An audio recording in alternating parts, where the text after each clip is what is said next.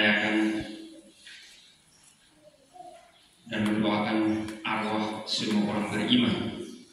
Kita merayakan kesatuan yang tidak terlihat, kesatuan yang bersifat rohani, kesatuan di dalam Kristus sendiri. Nah, pada hari ini, pada minggu biasa yang ke-22, Gereja Sejagat merayakan pesta pemberkatan Basilika Lateran.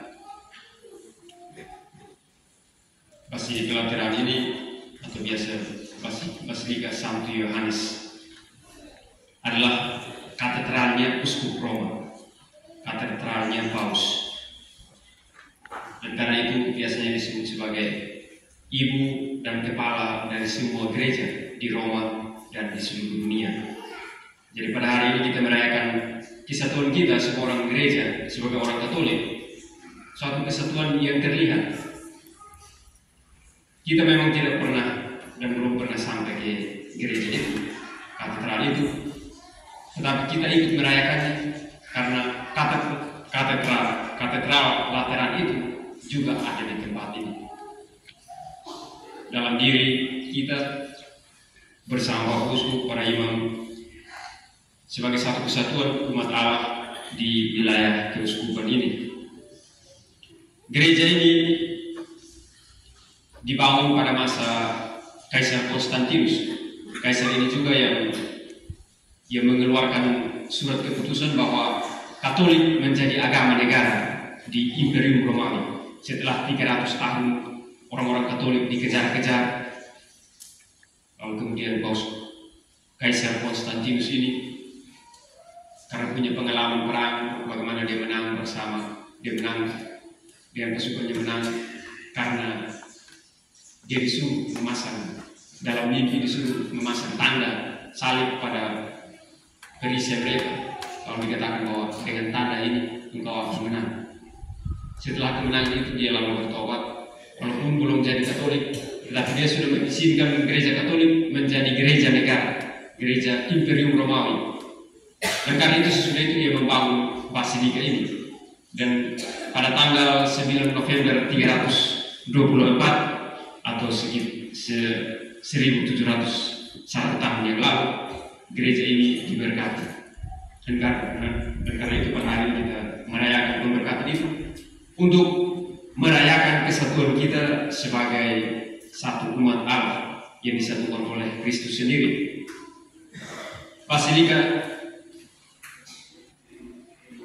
Santo Yohanes Lateran memang tidak terkenal seperti Basilika Santo Petrus, karena biasanya kita kenal Basilika Santo Petrus, tetapi Basilika Santo Yohanes Lateran menjadi tempat di mana Paus tahta keuskupan Roma diletakkan, dan karena itu yang menjadi tanda kesatuan kita sebagai orang Katolik di seluruh jagat. Dalam bacaan pertama kita mendengar bahwa bait suci, di dalam bait suci ada air yang meluap, mengalir, dan semua yang dilalui oleh air itu menjadi hidup. Dalam kitab suci memang air adalah lambang kehidupan, bahkan lambang dari kehadiran Roh Kudus yang menguduskan. Karena itu di dalam permandian kita juga dikuduskan dan disatukan secara erat dengan Allah melalui tanda mitra ini, nama Bapa, Putra, dan Roh Kudus. Dan kita percaya bahwa karena kita disatukan di dalam Kristus, maka kita boleh mengambil bagian, boleh mendapat kesuburan yang mengalir dari hati tersuci Yesus. Semua yang dilalui oleh air yang mengalir itu memberi pertumbuhan.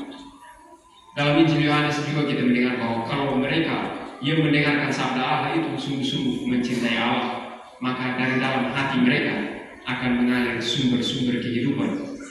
Karena apa yang keluar dari hati itu menghidupkan orang. Dalam bacaan kedua kita mendengar Santo Paulus mengatakan kepada orang-orang Korintus, Santo Paulus yang bawa gereja Katolik di Korintus. Karena itu dia mengatakan bahwa harus diperhatikan bagaimana setiap orang yang datang kemudian mesti membangun di atas dasar itu. Dasar yang mana? Dasarnya adalah Yesus Kristus.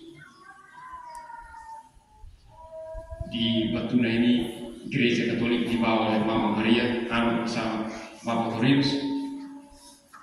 Dan karena itu kita yang datang kemudian membangun di atas dasar itu. Kita tidak membangun suatu gereja yang berbeda.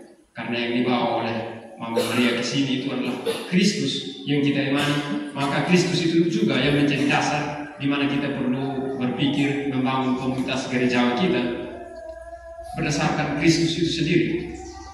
Maka dalam Injil tadi kita mendengar bahwa Yesus ketika ditantang oleh orang-orang Yahudi, bahwa tanda apa yang bisa diberikan untuk menunjukkan bahwa dia punya kuasa untuk mengusir orang dari dalam bait Allah, yang menunjuk, yang menghadirkan dirinya sebagai tanda itu. Karena itu dia katakan bahwa rombaklah bait Allah ini dan dalam 3 hari aku akan membangunkannya kembali. Karena itu orang-orang Yahudi yang tidak mengerti protes. 46 tahun orang-orang mendirikan bait Allah ini, masa Anda membangunnya dalam 3 hari? Bait Allah di Yerusalem yang sekarang ini kita tidak lihat lagi, tapi di atasnya berdiri masjid yang kuat masih.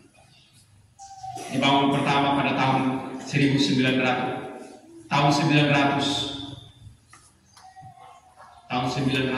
sebelum Masehi, lalu kemudian dihancurkan pada tahun 578 sebelum Masehi, lalu kemudian setelah 70 tahun mereka di pembuangan, orang-orang Israel pulang, lalu mulai membangunnya dari tahun 538 sampai sekitar 515 sebelum Masehi, lalu kemudian semakin diperindah oleh Herodes Agung, dan kemudian dihancurkan lagi pada tahun 70 oleh prajurit Titus dari Imperium Romawi. Jadi bait Allah yang dulu megah lalu kemudian tidak ada lagi. Tetapi kita tahu dari Injil bahwa bangunan tempat kita berjumpa dengan Allah pertama-tama bukan soal fisiknya, tetapi bagaimana kita, sebagaimana dikatakan oleh Santo Paulus, menjadikan diri kita sebagai bait Allah, tempat kehadiran Roh Allah di dalam diri kita. Sebagaimana Yesus sendiri telah menunjukkan bahwa dirinya adalah bait Allah itu, maka kita yang mengambil bagian di dalam Kristus sendiri sebenarnya tidak memiliki gereja, tetapi justru sebaliknya kita dimiliki oleh Kristus. Bukan kita yang memiliki gereja, tetapi Kristus yang memiliki gereja, memiliki kita. Karena itu, sebagaimana dikatakan oleh Santo Paulus, kita ditantang, kita diajak, kita selalu diperingatkan untuk selalu membangun persekutuan gerejawi kita berdasarkan semangat Allah sendiri. Dalam Injil kita mendengar bahwa, dan dalam sejarah, kadang-kadang gereja itu bukan menjadi tempat kita berjumpa dengan Allah, tetapi menjadi tempat kita bertransaksi. Memang di dalam peribadatan orang Yahudi, dalam kurban orang harus membawa persembahan, dan kalau dia tidak ada, dia memang perlu beli di sekitar sini.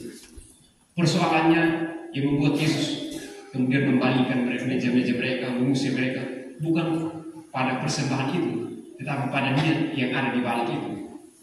Bahwa kalau dalam sistem pertukaran itu pasti selalu terjadi, tidak mungkin orang bebas dari kebohongan. Kadang-kadang kita jual binatang, kalau kemudian mati kita bilang, ini jangan sampai itu hari dia datang ini tawaran, kemudian dibuat karena mana kau mati. Atau kadang-kadang juga kalau orang lagi perlu dan mereka datang tawar ke kita, harganya mungkin tidak terlalu, tapi kadang-kadang kita mengambil keuntungan dari tindakan-tindakan seperti itu. Nah, Kristus juga, Yesus juga melihat hal semacam itu, bahwa orang-orang yang berjualan itu bukan menjual demi kurban, tetapi menjual demi keuntungan pribadi dalam gereja. Karena itu yang diingatkan oleh Kristus adalah bahwa seringkali kita menjadikan gereja sebagai tempat transaksi kepentingan kita, dan bukan tempat bagaimana kita menjumpai Allah. Maka Yesus mengingatkan bahwa hendaknya gereja menjadi tempat di mana kita mengalami kehadiran Allah, di mana cinta kita kepada Allah itu bertumbuh. Dan sebagaimana dikatakan, cinta akan rumahmu itu menghanguskan aku. Maka kita semua selalu dipanggil untuk bagaimana membangun persekutuan kita sebagai satu umat. Hukum kanon juga menegaskan bahwa masing-masing kita dipanggil untuk dalam cara dan dalam tugas kita masing-masing membangun persekutuan itu, bukan dengan mengambil alih pekerjaan orang lain, tetapi dengan saling melengkapi. Seringkali gereja ini terancam, gereja di mana-mana dan juga termasuk di sini seringkali terancam oleh kepentingan-kepentingan yang kesatuan kita seringkali terancam oleh kepentingan-kepentingan yang sifatnya semata-mata manusiawi, dan seringkali kemudian kita terpecah-pecah. Karena itu ketika kita merayakan peringatan Gereja Santo Yohanes Lateran, kita semua selalu diundang dan terus-menerus diundang untuk belajar membangun persekutuan itu di atas dasar Kristus. Karena hanya Kristus yang mampu menyatukan kita. Mungkin kita bisa bersatu karena kita ini satu suku, kita ini satu keluarga. Tetapi dalam kehidupan nyata sehari-hari, kita tahu bahwa seringkali biarpun kita satu keluarga juga kita bertengkar. Bahkan kita kakak adik juga kita bertengkar. Dan yang mampu menyatukan kita adalah Kristus. Maka setiap kali kita mengambil bagian dalam Ekaristi, kita perlu menyadari bahwa Allah selalu hadir di dalam diri kita dan selalu mengundang kita untuk membangun persekutuan itu berdasarkan kehendak Allah sendiri. Gereja adalah milik Kristus, maka biasanya dalam Ekaristi kita berdoa, janganlah memperhitungkan dosa kami, tetapi perhatikanlah iman gerejamu. Karena iman ini adalah milik Kristus dan kita mengambil bagian di dalam iman itu. Iman itu selalu disebut sebagai rahmat. Rahmat itu seperti hadiah yang sifatnya gratis, gratia, rahmat, gratis. Artinya selalu diberi dengan cuma-cuma. Tetapi pemberian itu bisa hilang. Rahmat iman itu bisa hilang ketika kita tidak menempatkan Tuhan itu sebagai yang utama, tetapi kita menempatkannya sebagai yang berada di urutan keberapa. Maka kita perlu berjuang untuk tetap mencintai gereja, tetap mengambil bagian dalam iman ini, dan berjuang untuk tetap berada di dalam Kristus.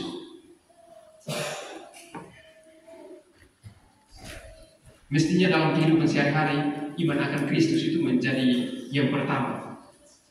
Maka kita dengar dalam Injil, hukum yang utama adalah cintailah Allah. Kalau kita mencintai Allah, maka kita mampu untuk mencintai sesama. Tetapi kalau kita mencintai sesama dulu, kalau mau mencintai Allah, kita bisa bunuh orang, atau kita bisa menghilangkan orang. Sebagaimana terjadi dengan berbagai peristiwa, orang-orang yang menganggap bahwa dia perlu mencintai manusia supaya menunjukkan bahwa dia mencintai Allah, seringkali berakhir dengan banyak hal yang justru menghancurkan kesatuan itu. Kita dengar dalam banyak berita. Kemarin ada satu lagi peristiwa parah itu, bom lagi. Jadi orang yang menganggap bahwa dia perlu mencintai manusia dulu supaya menunjukkan bahwa dia mencintai Allah, seringkali akan berakhir seperti itu. Dalam gereja kita diajar bahwa kita perlu mencintai Allah pertama-tama, bahwa dari situ kita mampu untuk mencintai sesama. Tanpa itu kita hanya akan membangun suatu kesatuan yang sifatnya terancam untuk selalu hancur. Maka dalam perayaan pemberkatan Basilika Santo Yohanes Lateran ini, kita semua diundang untuk terus-menerus membangun kesatuan atas dasar Kristus. Karena kita memang disatukan oleh Kristus di dalam satu iman, di dalam gereja yang satu, kudus, katolik, dan apostolik. Ada banyak hal yang seringkali mengganggu kesatuan itu, tetapi kita percaya bahwa kita perlu mencari pertolongan, kita perlu selalu kembali kepada Tuhan yang menjadi dasar dari kesatuan itu, sehingga kemudian persekutuan itu mampu menumbuhkan, mampu menghasilkan buah-buah kebaikan bagi kita juga bagi sesama. Semoga